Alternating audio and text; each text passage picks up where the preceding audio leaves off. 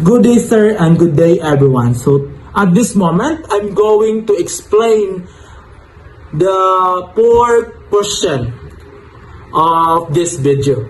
So, the first question that I'm going to answer is, it is okay to be ethnocentric, or is it embracing the multiculturalism ethnocentric to some extent?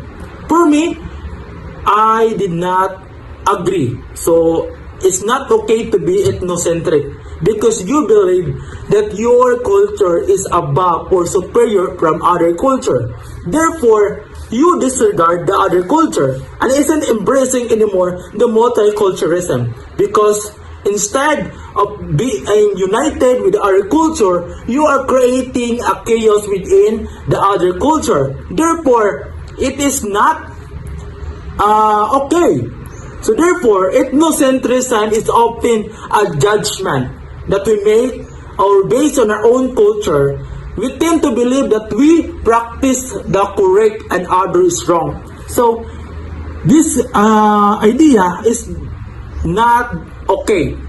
Since you just believe that your culture is correct and other is wrong, therefore it isn't possessing the correct way of what we call practicing the good judgment. Let us answer the question number 2, or what they call differentiate the cultural gap, cultural shock, and cultural gap. So beginning with cultural lag. So cultural lag, it is often we find that the material culture is likely go through the change faster than the non-material aspect. This is because the technology is more likely to evolve before we can adjust to it. And that is called cultural lag, because the technology is there, but you cannot adjust or you cannot adapt the technology.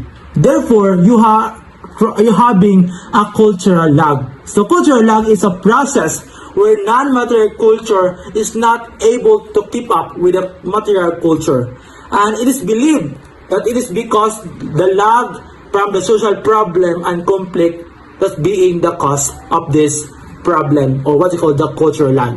Moving on to the cultural gap. So cultural gap is a systematic difference between two cultures that hinders a mutual understanding or relation. Such differences in the value, behavior, education, and custom and respective culture, and international communication, travel, and trade expanded to some communication and culture division have lessened. So it means that there is a gap between you and from the other culture. It means that you cannot go with that culture since you have a gap with them. So lastly, we are going to go to the culture shock. So culture shock is pre-disorientation experienced by someone when they are suddenly subjected to an unfamiliar way of life. Like for example, you are new to the certain society. Therefore, as a new person in the society, you are not used to that community. Therefore, you can't hardly adjust since you are a new person. Therefore, you're going to adapt those culture that you have. So it means that you're having a culture shock. So moving on to the last question, how culture is formed and developed. So this is how culture are developed. So culture is made up of values, belief, underlying assumption, attitudes, and behaviors shared by a group of people.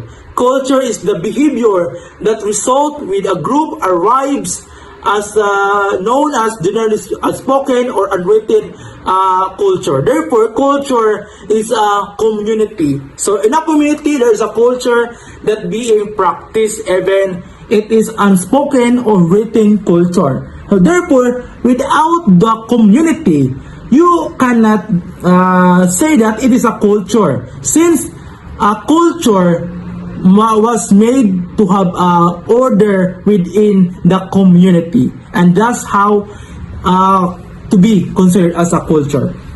I hope this video gave us an idea on how those 3 questions that being answered will help us to understand those things. I hope this video will help you to understand.